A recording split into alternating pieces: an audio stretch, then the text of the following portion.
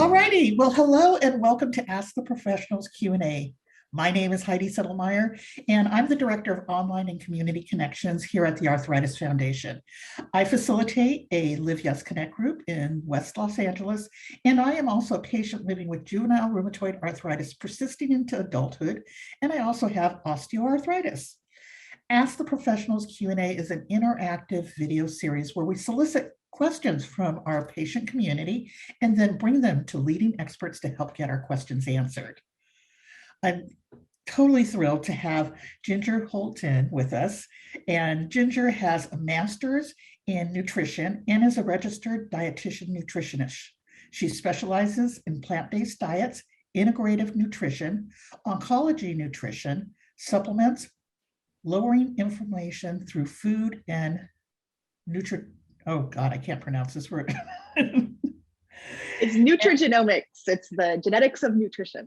He also owns the Seattle-based concierge nutrition practices, Champagne Nutrition, and Seattle Cancer Nutritionist, where she helps clients optimize their health with an integrative approach.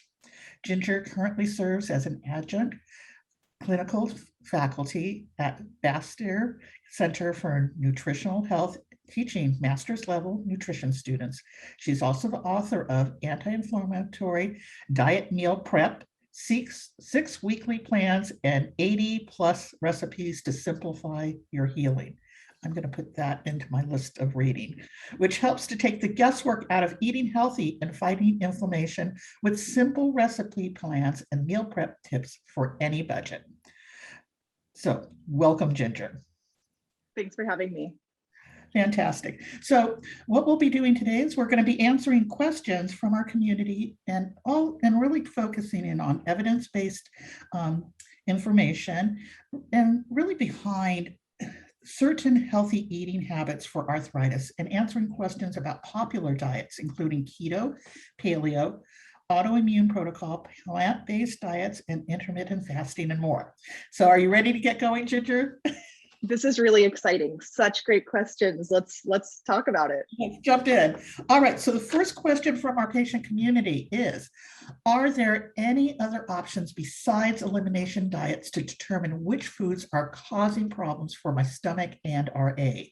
I'm afraid I'll lose too much weight on an elimination diet. I'm underweight as it is. Yeah, this is a really excellent question because elimination diets are kind of the gold standard in trying to figure out what might be going on if you are having a food reaction, but they're very, very restrictive and hard to follow. To be honest, a lot of people do actually end up losing weight or not getting the nutrients they need. So this is really important to think about. The most important thing is when you're going to do an elimination diet to work with a healthcare practitioner, like a registered dietitian, who can help you make sure that you do have options and that you have the food that you need, right? Otherwise, you end up just eating rice and it's just so unpleasant. There's also a lot of strategy for weaving foods back in. Like, how do you know if you're reacting or not? You know, what's the cadence? How long do you do it? So I'd really say getting expert help is important because then you cannot lose weight and you can make sure that you're getting the nutrition you need. But it really requires a partner. Great. Awesome. Next question from the community is, my rheumatologist suggested that I avoid eggs, peanuts, potatoes, and nightshades. How do I find out if these foods are problem foods for me? And what are your thoughts about these foods contributing to inflammation? Yeah, this one's interesting because, you know, I always suggest that people do follow the advice of their doctor, but it is important to be asking questions. So I would say, why? Where's the evidence for this? For how long? Can I get a referral to a registered dietitian who can help me with this? So the research is not strong that avoiding eggs, nuts, or potatoes are nightshades in general. The evidence isn't strong that those things actually help. And so for that reason, I would probably push back a little bit. However, some people have a lot of success with avoiding those foods or other foods. So I think it's worth a trial.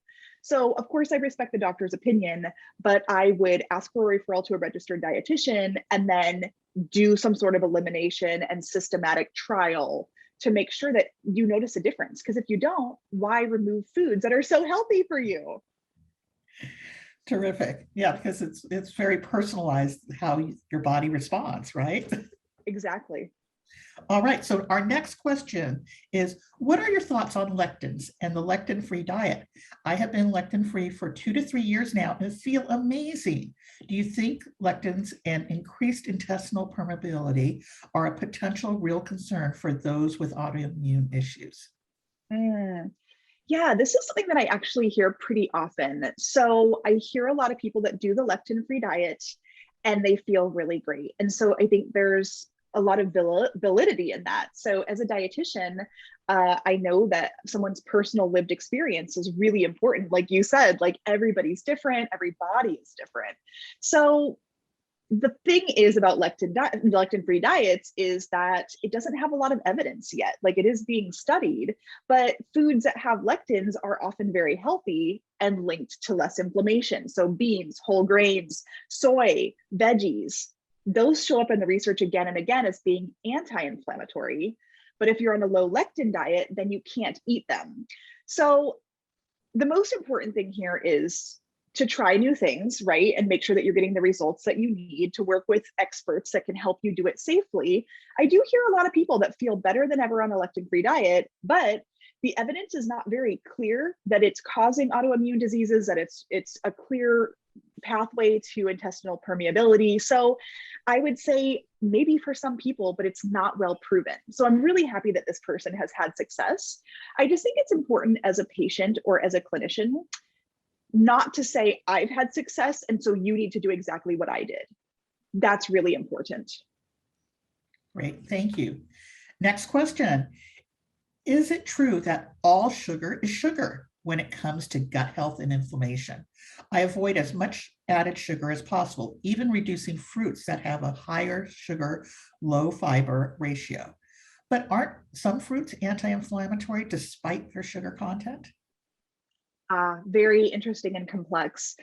So the bottom line here is that we do need to differentiate between the words added sugar. And I'm so glad that this person like really called that out specifically.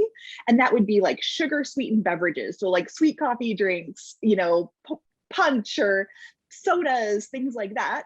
Baked goods, candy, dessert, a lot of packaged foods have added sugar. And when you look at the labels now, it will say how much added sugar is in there. So it's pretty easy to tell. That's very different than the sugars, which are basically carbohydrates that occur naturally in foods, because like this person so correctly said, fruits, veggies, beans, whole grains, they all have carbohydrates and they're really healthy for you. They have vitamins, minerals, antioxidants. So what I do with my clients is I follow the American Heart Association guidelines of limiting added sugar content to less than 6% of total calories a day. So that's, you know, generally on a general diet, like 36 grams or less for men, 25 grams or less for women. So that can be helpful when you're reading labels.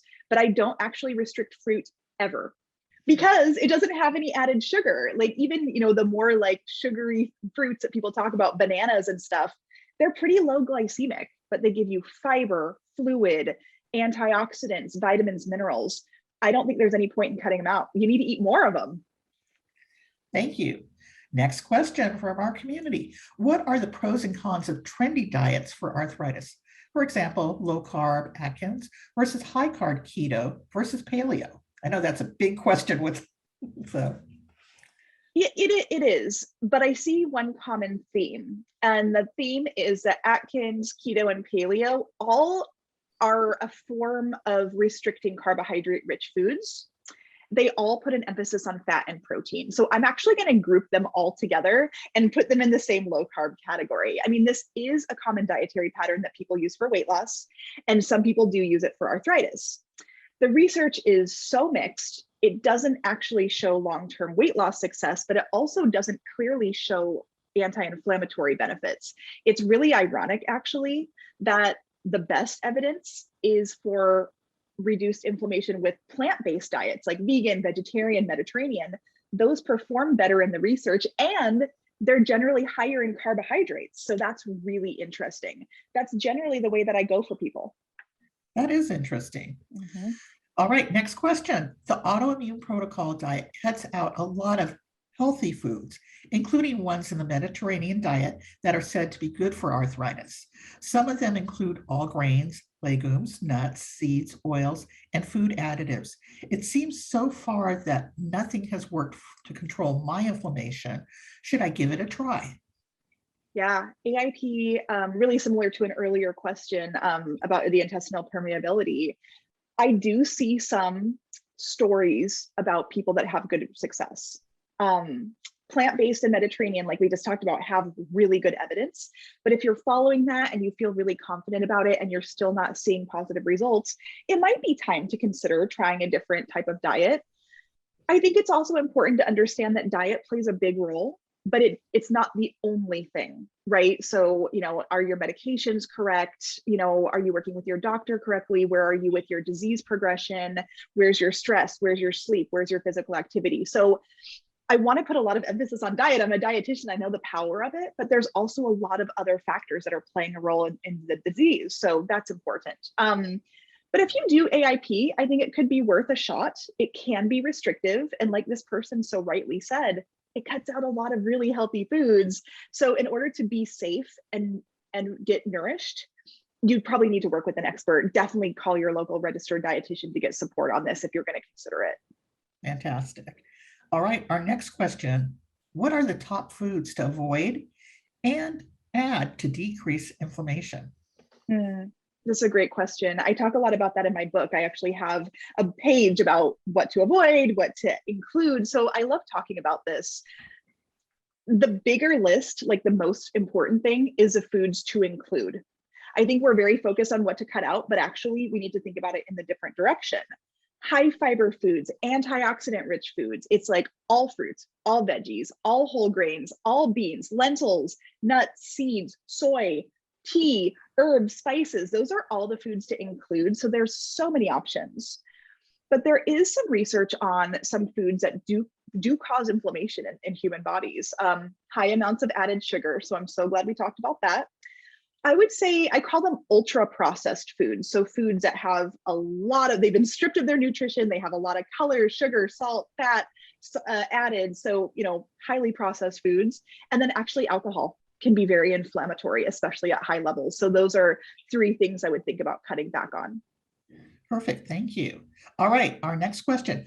I'm not a fan of some of the healthiest foods for arthritis, especially fatty fish and spices like turmeric and ginger. Are there any alternatives? What about taking supplements with these ingredients in them instead? For example, krill oil, fish oil, curcumin versus turmeric. Interesting.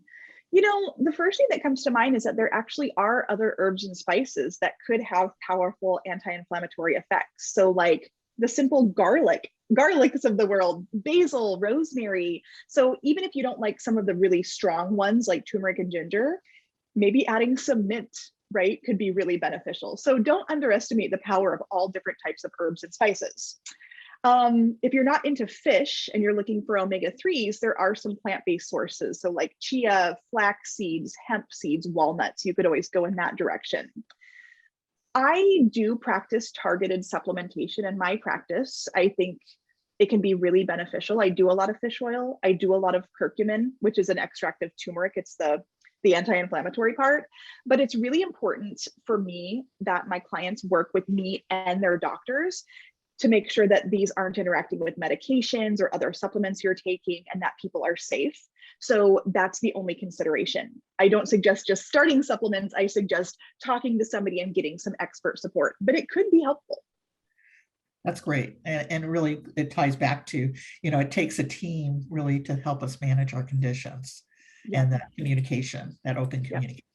Great. So next question from our community is, should I try a vegan or vegetarian diet to help control my arthritis? I hate the thought of giving up steak forever, but if it helps, I'm willing to try. Yeah. We've talked a little bit today about how vegan and vegetarian diets actually have pretty good research about helping. For some people, especially people that really love having some animal foods in their diet, I think it can feel, again, restrictive and challenging. And I'd like to lift that burden off of people because actually most of us need to be eating more fruits and veggies anyway. So what I like to do is say, why don't we talk about for you how you can eat less meat and more plant-based foods? You could do experiments like meatless Monday or meatless lunches or that kind of thing. So what I do with my clients, instead of like full-blown vegan and vegetarian, if they're not ready, we'll do a step-by-step approach to just simply eat less. Like, how often would you like to have steak? Let's set some goals around that. Maybe you go from every day to once a week. That would be a huge difference. So a lot of people will notice benefits even with slight dietary changes. Perfect. Yeah, I hear baby steps. Baby steps. Exactly. Perfect. All right. So our next question, what are your thoughts about alkaline diets? Is it true that acidic foods can contribute to inflammation? You know, this is actually a pretty simple answer, and I don't usually have simple answers, but I would say basically no to this one. The reason why is because of the way the body works. As soon as you eat something, food hits hydrochloric acid in your stomach. So the body has huge natural ways of adjusting pH balance that you can't really change with the food you eat.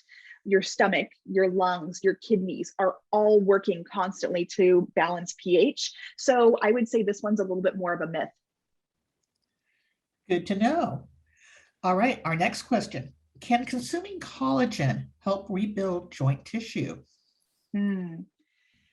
I really wish that it could. Like, that would be so amazing because it would solve so many problems. But the reality is that collagen is a protein basically, and the body pretty much uses it like other proteins you eat. So collagen is needed to repair cartilage tissue in the joint, but once it's been destroyed by arthritis or other diseases, it's not like collagen is going to be able to build it back, unfortunately. However, there is a little bit of research that some people, there's studies that show some people do have better joint feelings in their joints, less joint pain, and some people actually feel like their skin looks a little bit better. So there's some subjective potential benefit.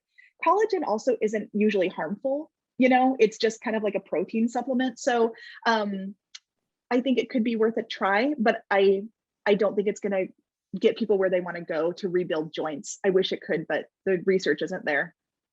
Thank you. All right, next question. I'm trying to lose weight.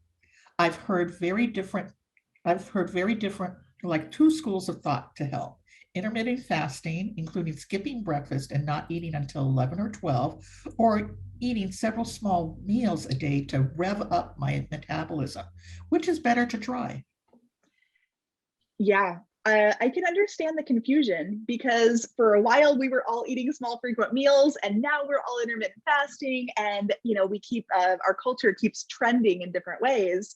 And the reason for that is because the research is not clear on what works for people. So the most important thing I do is I talk to each of my clients and personalize what's best for them. I think a lot of times we get feedback that weight loss is easier than it is, but it's extremely complex. Everybody's different, and it really requires hands-on support typically.